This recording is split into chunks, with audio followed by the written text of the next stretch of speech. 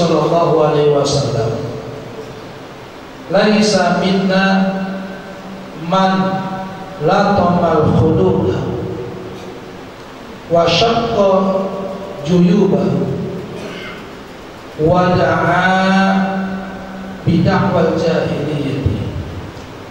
Muttafaqun alaihi an Ibnu Mas'ud. Bersabda Nabi kita Muhammad sallallahu alaihi wasallam, laisa minna man latamal khududahu. Laisa minna, bukan termasuk daripada golonganku atau bukan termasuk daripada umatku, man latamal khududahu, orang yang nampar pipi. Man latamal khududahu, orang yang nampar pipi. Wa syaqqal juyuba, dan nyobek-nyobek sakutnya, kantongnya. Wa da'a bid'wal jahiliyyah, dan mengeluh seperti keluhan orang-orang jahiliyah pada saat kematian.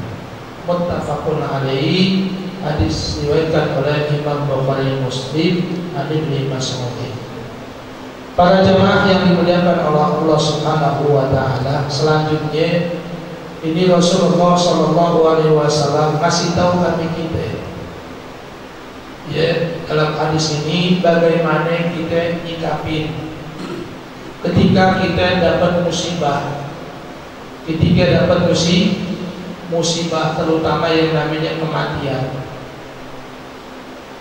Ya, dalam Al-Quran kita disuruh wa basyirus sabirin alladzina idza asabatkum musibah qalu inna lillahi wa inna ilaihi raji'un. Beri kabar kepada orang-orang yang sabar. Siapa yang sabar? Yaitu orang-orang yang ketika kena musibah dia mengucapkan inna lillahi wa inna ilaihi raji'un. Itu seharusnya sikap kita ketika menghadapi yang namanya musibah. Namun di sini kata Rasulullah sallallahu alaihi wasallam, ya, laisa minna, bukan termasuk umatku kata Nabi, bukan termasuk golonganku kata Nabi. Siapa? Man latamal khududa, orang yang nampar pipi. Nampar pipi. Pipinya ditampar-tampar, kapok. Kapan? Ditanya ketika kena musibah. Ada kira-kira gak begitu? Dikasih kabar bapaknya meninggal, suaminya meninggal, istrinya meninggal, saking sayangnya, wah, jotan. Ya, jotan, pipinya tampar-tampar, kapok. Pada Nabi laisa minna, orang bukan termasuk golonganku kata Nabi. Apalagi wa syaqqal juyuba, dan nyobek kantong. Bahasa kita bajunya ditarik-tarikin. Ditarik-tarikin. Tuh bukan orang-orang muslim yang begitu, bukan umat Nabi. Kalau kena musibah begitu, bukan. Apalagi kata Rasulullah yang bukan termasuk daripada umatku adalah orang yang mengeluh seperti keluhannya orang-orang jahiliyah. Man da'a bid'wal jahiliyah, orang yang berkeluh kesah seperti keluh kesahnya orang jahiliyah. Bagaimana keluh kesah orang jahiliyah? Bahasa kita tinggal beriman sama yang namanya takdir. Kan kadang-kadang ada itu orang begitu. Ya, gua bilang juga kakek, lu jangan keluar, lu jangan ikut tukang ketabrak, mati lu. Coba lu kemana-mana lu kayak mati. Gitu. Ada kayak orang begitu. Nggak boleh. Itu orang jahiliyah itu begitu keluhannya itu. Nyalain apa? Nyalain dirinya. Kadang-kadang nyalain Tuhan ini dapat musibah. Ya Tuhan kejam banget, orang baru mau hidup begini mati begitu. Ya, nggak boleh. Ya, kenapa? Karena semuanya ini adalah perbuatan orang jahiliyah. Bahasa Arabnya niyaha, haram hukumnya niyaha. Ketika orang dapat musibah, apapun itu musibah ataupun kematian, itu haram yang namanya niyaha. Niyaha apa? Tadi berkeluh kesah.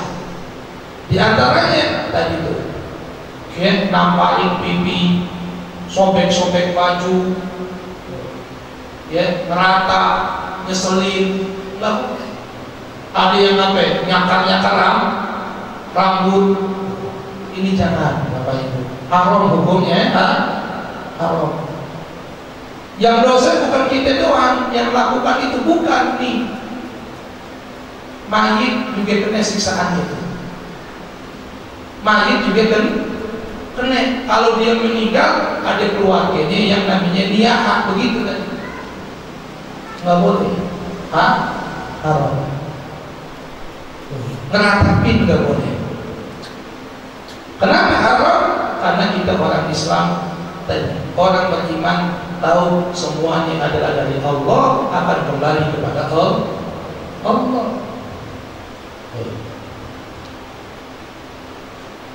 Namun bagaimana kalau sedang nangis aja, ya?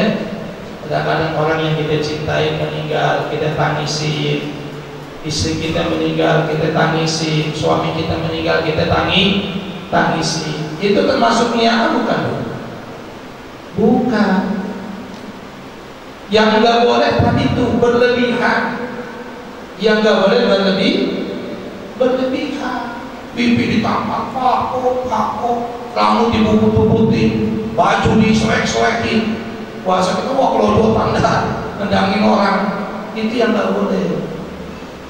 Tapi kalau nangis, sedih, selagi itu nggak berlebihan, ya kape-kape. Karena manusiawi kehilangan orang yang dia cintai. Jangan dilarang orang nangis. Jangan dilarang. Rasulullah aja nangis. Ketika anak beliau yang namanya Ibrahim meninggal masih kecil, Rasulullah nangis. Istri beliau yang dicintai meninggal, Rasulullah nangis. Kenapa? Manusiawi. Wajar orang nangis ditinggalin sama orang yang dia cintai. Bahkan sebaliknya harus kita curigai, bininya meninggal, lakinya ketawa. Ibu ya, bu, kalau ibu meninggal lakinya ketawa, cekek tuh laki ibu.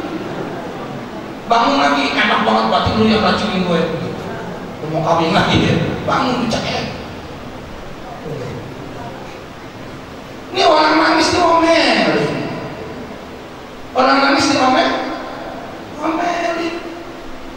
Bininya cium pipi suaminya saking sayangnya, bang, maafin aja bang, gue lidah, biarin, jangan dilarang.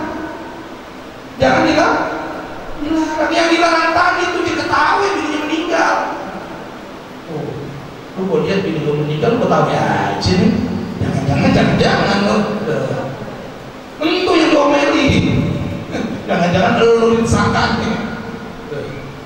Enggak apa-apa, ya wajar Pak. Ini jangan salah itu ya, Pak ya. Karena banyak sekarang di masyarakat begitu tuh, nggak boleh katanya. Jangan lu tangisin, jangan kesian lain, ikutin aja yang biasa yakin. Coba kita kalau kita ditinggalin, mungkin paling kencang kali nangis kita. Kan begitu, biarin aja, selagi tidak kelewatan batas. Nggak apa-apa, silakan, nggak apa. Bahkan bagus tuh, kadang-kadang sebelum ditutup mukanya, keluarganya suruh apa ya? Disuruh temuin.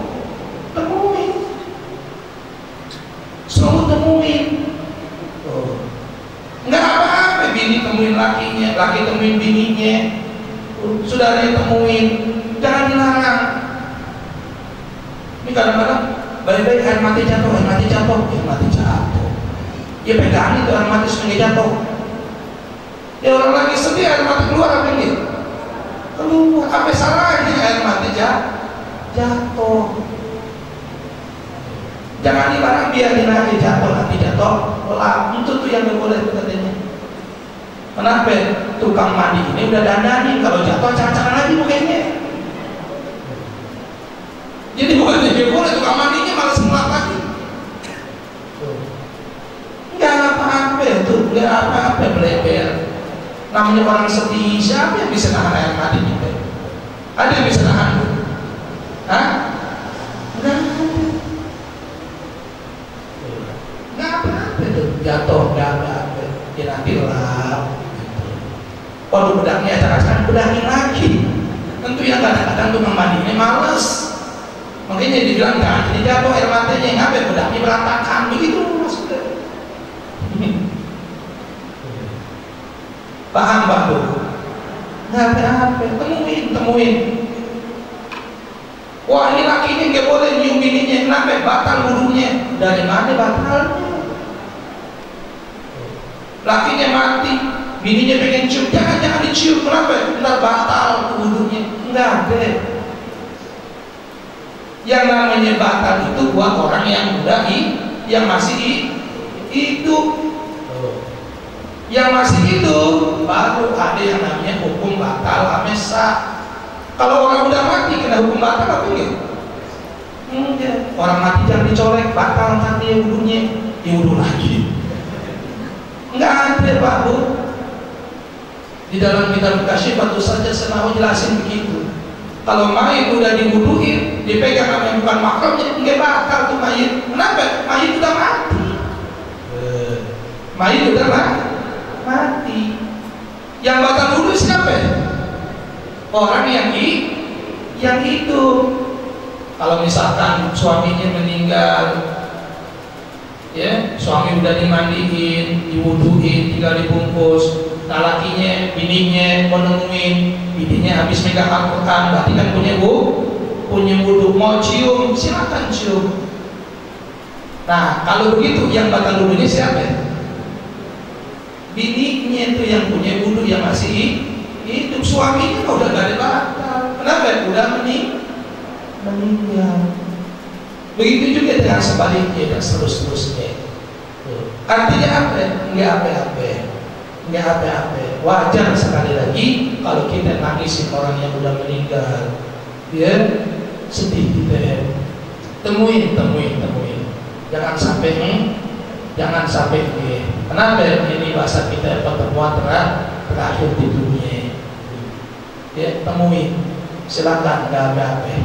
Yang enggak boleh apa? Niyaha kata Nabi. Kenapa? Laisa minna, bukan termasuk orang daripada umatku kata Rasulullah. Mereka yang dapat musibah, mereka nampar pipi, mereka sobek-sobek baju, dan mereka bahasa kita meratap seperti ratapan orang jahiliyah. Ya, sampai di sini wallahu a'lam bishawab.